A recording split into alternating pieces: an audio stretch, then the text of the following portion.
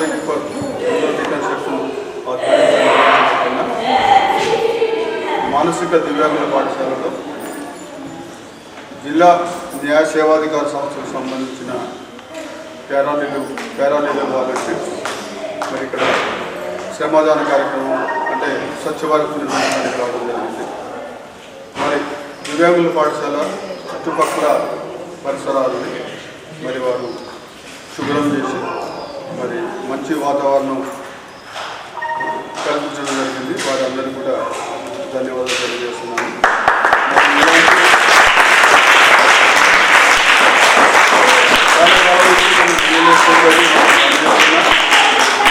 Paralegal volunteers తీసుకొని మరి చిన్న స్వచ్ఛ భారత్ కార్యక్రమాన్ని నిర్వహించడం మేము నిజంగా అభినందిస్తున్నాము. అది కార్యక్రమంలో పాల్గొంటున్న పాదగౌడ్ గారు, నరసింహ గారు, ఉమామేశ్వరరావు గారు, సో వారి మిత్రబృందం అంటే వాళ్ళ పిఎల్ బృందాలందరూ కూడా తెలియజేస్తున్నాను. మరి ఈ కార్యక్రమాన్ని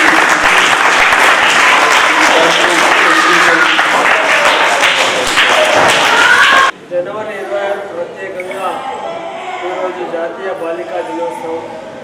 దాన్ని పురస్కరించుకొని మేము ఈరోజు ఈ పాఠశాలలో స్వచ్ఛ భారత్ చేయడానికి పిఎల్వీల గ్రూప్ అందరం కూడా పిఎల్ఎస్ఏ నిజామాబాద్ వారి ఆదేశానుసారంగా ఇక్కడికి రావడం జరిగింది. ముఖ్యంగా మరి ఇది డిజేబుల్డ్ అని పిలుస్తాం, మనం వికలాంగులు అని అంటాం.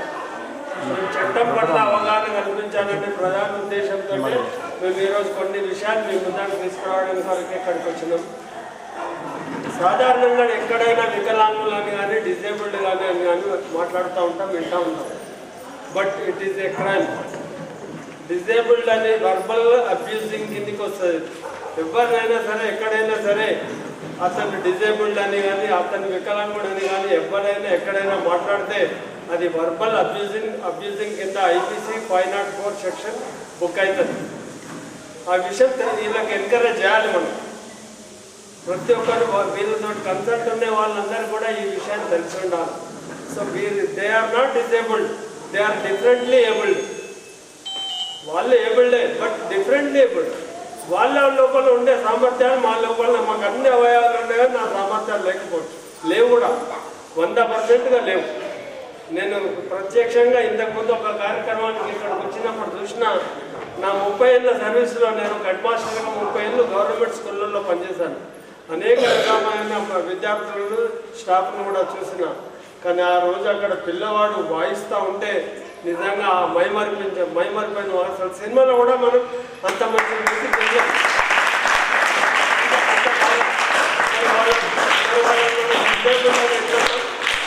వాళ్ళు డిజేబుల్డ్ కిందకి వస్తారు. వాళ్ళు డిఫరెంట్లీ ఏబుల్డ్. మనకంటే బ్రహ్మాండమైన ఎబిలిటీస్ వాళ్ళ లోపల ఉన్నాయి కాబట్టి దాన్ని డిఫరెంట్లీ ఏబుల్డ్ అనాలి. 504 అండ్ 506 సెక్షన్స్ ఐపీసీ, ఈ 2 సెక్షన్ల ద్వారా వాళ్ళని ఎవ్వరూ కూడా వర్బల్గా అబ్యూసింగ్ చేస్తే అది సెక్షన్ బుక్ చేసి వాళ్ళకు శిక్షార్హులైన నేరాన్ని ఇదవుతారు. కనుక మరి వీళ్ళను ప్రోత్సహించాల్సిన బాధ్యత మనందరి పైన ఉంది. ముఖ్యంగా ఈరోజు బాలికల విషయంలో మాట్లాడుకుందాం. ఒక విషయంలో బాలికలు ఒక జమాన్లో ఒకప్పుడు అసలు ఉపాధ్యాయులు అనేవాళ్ళు లేనప్పుడు సావిత్రిబాయి పూలే మొట్టమొదటి భారతదేశంలో ఏకైక మహిళా ఉపాధ్యాయురాలు తెలుసా. జ్యోతిబా పూలే భార్య సావిత్రిబాయి పూలే. ఆ రోజులలో ఆమె పూనాలో మా ఆడోళ్ళకి ఎందుకు చదువు ఉండద్దు అని భర్తను ఒప్పించి భర్త సాయంతో బయటకు వచ్చి ఎంతోమందిని కలెక్ట్ చేసి చదువు చెప్పడం మొదలుపెట్టారు. ఆమె చదువు చెప్పడానికి వెళ్తుంటే రోడ్డెంబడి అందరూ కూడా రాళ్లతోటి వాటితో కొట్టేవాళ్ళట. అంటే ఈమె ఏదో తప్పు చేయడానికి కొంచెం దొంగల్ని బయటకు వస్తుంటే ఏం చేస్తాం మనం? తప్పు చేయవాళ్ళను ఎట్లయితే ఇస్తామో అట్లా ఆమె అట్లాంటి అవమానాన్ని కూడా భరించింది. అయినా మొక్క పోకుండా ఆమె కష్టపడి 270 మంది పిల్లలకు చదివి నేర్పించింది. అదాన్ని ప్రతిఫలంగానే ఈరోజు ప్రత్యేకంగా నేను చదువుకునేటప్పుడు నేను 10వ తరగతి 1977 మా మిత్రుడు కూడా ఉన్నాడు. మే మేము మా పాఠశాలల్లో ఉన్న వాళ్ళందరూ కూడా జెంట్స్ టీచర్లు కానీ ఎక్కడ ఒక లేడీ టీచర్ కలవాలి, మాకు చదువు చెప్పింది కూడా వెళ్ళాలి. మండలం మొత్తంలో ఎప్పుడైనా మీటింగ్ అయితే ఒక్కోళ్ళు ఇద్దరు గా ఊర్లో లేడీ టీచర్, ఈ ఊర్లో లేడీ టీచర్ అట, వాళ్ళు మీటింగ్కి వచ్చారు ఏదైనా మీటింగ్లో అనవాడు. ఇప్పుడు ఏమైంది పరిస్థితి? లేడీసే అంతా ఉన్నారు, ఏడనొక్కడు జెంట్స్ కనబడుతుంది. ఇది మనం నిజమే, తప్పనిసరిగా దీన్ని మనం ఒప్పుకోవాలి కదా. ఈరోజు అన్ని రంగాలలో పైకి వస్తున్నారు. ఏ రంగంలో లేరు స్త్రీలు? లారీలు నడుపుతున్నారు, బస్సులు నడుపుతున్నారు, కండక్టర్లు చేస్తున్నారు. మలావతపూర్ణ ఎవరెస్ట్ ఎక్కింది, విమానాలు నడిపిస్తున్నారు. ఇప్పటికి కూడా ఆమె చాలా అంటే ఉంది. వాళ్ళ ముందట ఏం కూడా పనికిరాం. అదే ఉద్దేశంతో మహిళా శిశు సంక్షేమ శాఖ మొట్టమొదట 2008లో జనవరి 26ను జాతీయ బాలికల దినంగా ప్రకటించింది. ఈరోజు జాతీయ మహిళా దినం వేరే మార్చి 8 బాలికల దినోత్సవాన్ని సపరేట్గా 2008లో మార్చి 24లో బాలికల కొరకే ఈ దినోత్సవాన్ని ప్రారంభించారు. కాబట్టి ఈ రోజైనా కనీసము మనమందరము జెంట్స్ ఇక్కడ ఉన్న వాళ్ళందరం జెంట్స్ ఉన్నాం ఎక్కువగా, అందరం కూడా ఒక శపథం ఉన్నాను. మా ఇంట్లో ఉండే బాలికలు ఎవరిని కూడా ఎలాంటి పరిస్థితుల్లో కూడా వెనకంటే అవి వేయకుండా పైకి తీసుకురావడానికి మేము శత విధాలు చేస్తామని అనుకున్నాం. అందరం కూడా అది సాధించగలుగుతాం. తప్పనిసరిగా అది కాదు అనేది లేనే లేదు. వాళ్ళు తెలుసుకుంటారు. ఈరోజు జడ్జిలు ఇక్కడ చూస్తే మా కోర్టులో అంతా లేడీస్ జడ్జిలు, జెంట్స్లో ఇద్దరు ముగ్గురు ఉంటారు. మిగతా 8 మంది జడ్జిలు ఈరోజు మహిళలే. మరి ఇక వెనుకబాటు ఎక్కడుంది? కాబట్టి వాళ్ళకు కావాల్సింది ఓన్లీ ప్రోత్సాహం. సమాజంలో వాళ్ళకు పైకి తీసుకురావాలనేది ప్రతి ఒక్క జెంట్ యొక్క హృదయంలో ఉండాలి. వాళ్ళని నేను పైకి తీసుకొస్తాను, వాళ్ళ కాళ్ళ మీద వాళ్ళని నిలబడడానికి నేను కృషి చేస్తాను అనుకున్నప్పుడు తప్పనిసరిగా వాళ్ళు పైకి పోతారు, వాళ్ళు బాగా అభివృద్ధిలోకి వస్తారు. కనుక మరి అనేక సంఘటనలు ఉన్నాయి, చెప్పుకుంటా పోతే టైం ఉండదు. కాబట్టి ఈరోజు ముఖ్యంగా మరి మేము సిద్ధార్థ సార్కు ధన్యవాదాలు తెలపాలా. ముఖ్యంగా మేము సేవ కొరకే పిఎల్ఏలో చేసేది. మాకు ఎలాంటి మన జిల్లాలోని వివిధ రెసిడెన్షియల్ పాఠశాలల్లో వెళ్ళి మేము ఇవి చెప్తా ఉన్నాం. దాంట్లో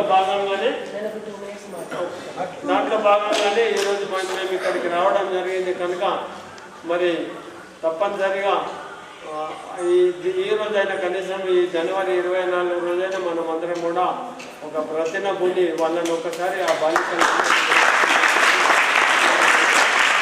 భగవంతుడు తగ్గిస్తలేడు, మన ద్వారానే ఆ రేషియో తగ్గిపోతుంది. యాక్చువల్గా మన దగ్గర ప్రతి 1000 మంది పురుషులు ఉంటే 973 మంది స్త్రీలు ఉన్నారు. భారతదేశం మొత్తంలో చూసుకుంటే హర్యానా అత్యల్పంగా స్త్రీలున్న స్టేటు. అక్కడ 870 మందే ఉన్నారు. 1000 మంది జెంట్స్ ఉంటే ఆడవాళ్ళు కేవలం 870. మరి అత్యధికంగా స్త్రీలున్న స్టేట్ ఏదో తెలుసా? కేరళ. అక్కడ 1080 మంది స్త్రీలు ఉంటే 1000 మంది మాత్రమే జెంట్స్ ఉన్నారు. ఎందుకు?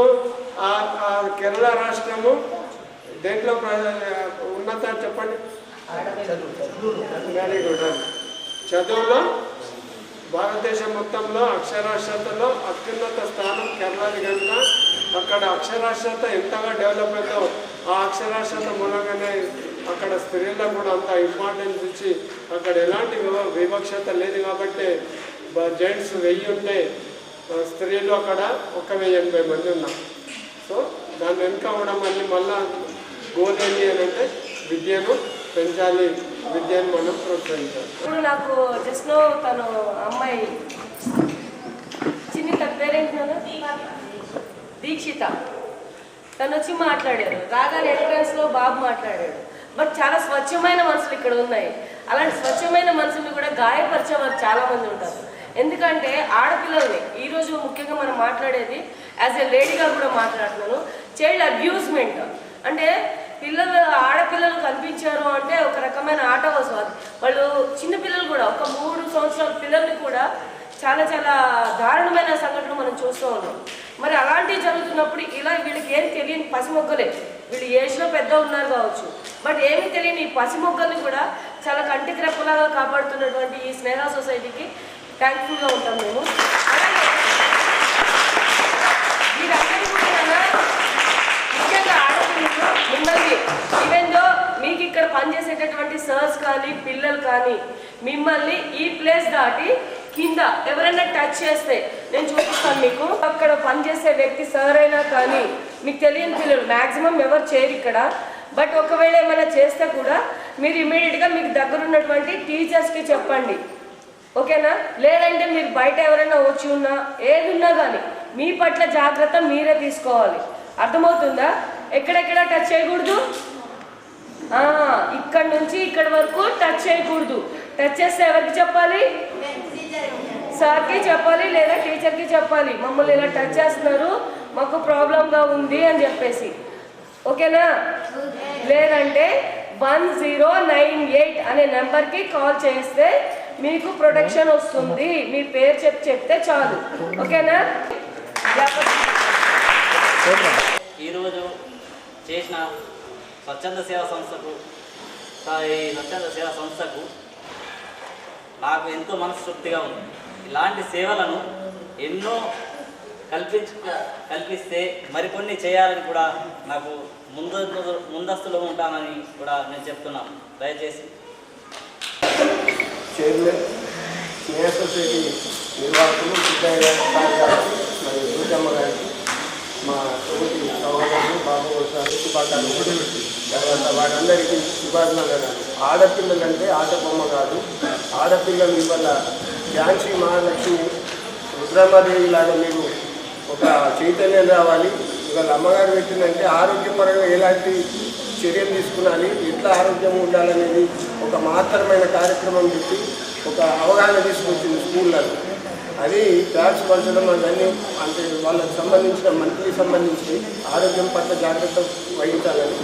ఇప్పుడు మేము ఇక్కడ ఒక స్వచ్ఛందంగా మేమందరం ఎలాంటి ఇది కాకుండా బాగుపడతారు చెప్పినట్టు ఒక సేవాభావంతో ఇది ఒక వారం రోజులు చేయాలనే సంకల్పము సమాలోచనల పడి వల్ల మేము పరిపూర్ణం చేసుకున్నందుకు మా తోటి సార్లు కానీ అందరూ సారు స్నేహితులు తీసుకురావడం, ఆర్థికంగా రావడము, మా మొత్తం పిఎల్వీల యొక్క స్వచ్ఛంద సేవ అయ్యేలా సఫలీకృతమైన సార్ మాకు ఈ అవకాశం ఇచ్చినందుకు మేము ఎంతో సంతోషంగా ఉన్నాము. ఇటువంటి కార్యక్రమాలు ఏం చేసినా మేము పై అధికారులతో మన డిఎల్ఎస్ అమ్మగారి అనుమతి పొంది ఇంకా ముందు ఏమైనా మేము సేవాభావంతో చేస్తామని ఒక అంకితం భావంతో మీకు తెలియపరుస్తున్నాం సార్. ఈ కార్యక్రమానికి వచ్చిన మా సోదరులకు, తర్వాత ముఖ్య అతిథులకు అందరికీ మేము కృతజ్ఞతలు తెలియజేస్తూ ఈ సమావేశాన్ని ముగిస్తున్నాం. మరియు ముఖ్యంగా ఈ సంస్థ చైర్మన్ గారికి మరియు మేడం గారికి ఆ యొక్క విజయకు నమస్కారం తెలియజేస్తున్నాను.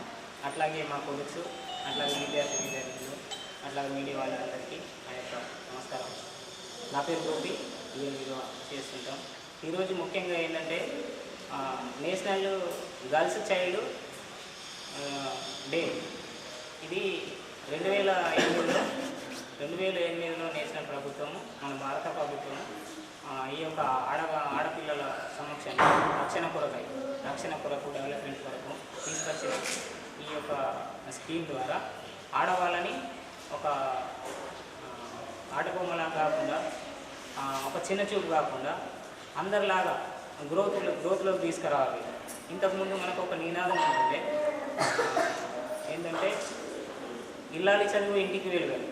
ఇల్లాలి చదువు ఇంటికి వెలుగని ఎందుకన్నారంటే మాకు అప్పుడు చిన్న ఉన్నప్పుడు అక్షర కిరణంగా ఉంటుంది, కానీ అప్పుడు అర్థం కాదు.